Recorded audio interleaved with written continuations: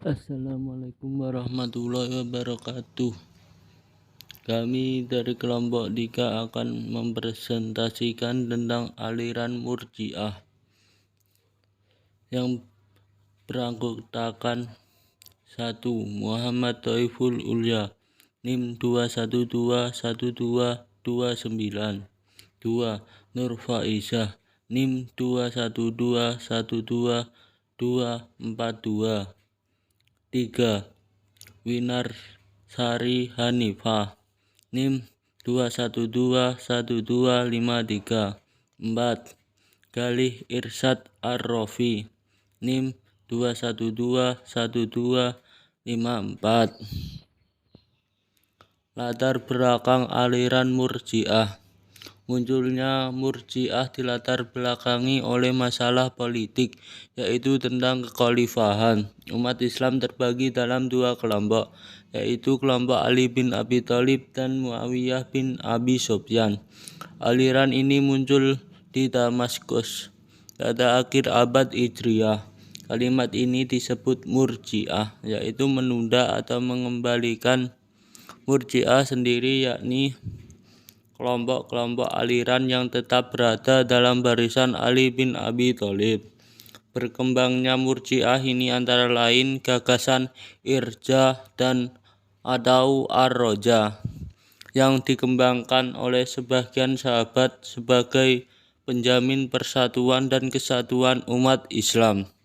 Gagasan irja merupakan doktrin Murji'ah yang muncul pertama kali sebagai gerakan politik yang diperlihatkan oleh cucu Ali bin Abi Thalib, yaitu Al-Hasan bin Muhammad Al-Hanawiyah.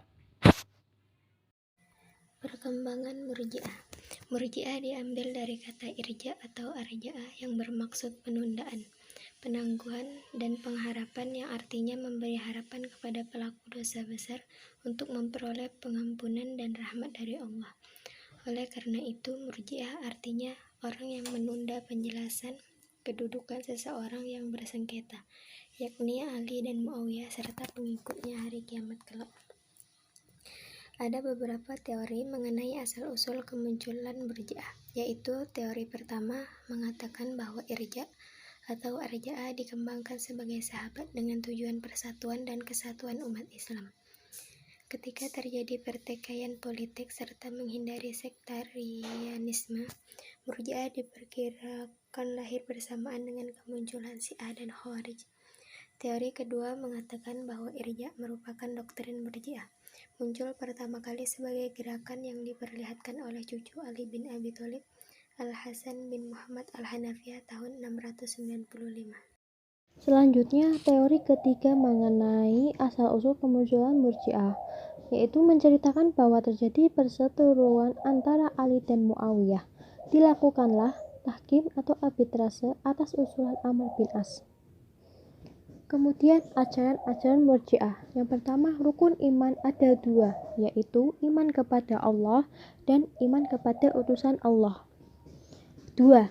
Orang yang berbuat dosa besar tetap mukmin selama ia telah beriman, dan bila meninggal dunia dalam keadaan berdosa, maka segala ketentuannya tergantung Allah di akhirat kelak.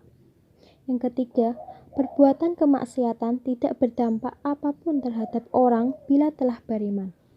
Yang keempat, perbuatan kebajikan tidak berarti apapun apabila dilakukan di saat kafir.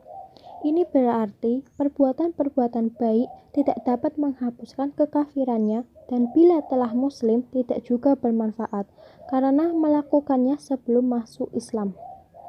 Yang kelima, golongan Murji'ah tidak mau mengkafirkan orang yang telah masuk Islam sekalipun orang tersebut zalim, sebab mereka mempunyai keyakinan bahwa dosa sebesar apapun itu tidak dapat memengaruhi keimanan seseorang selama orang tersebut masih muslim.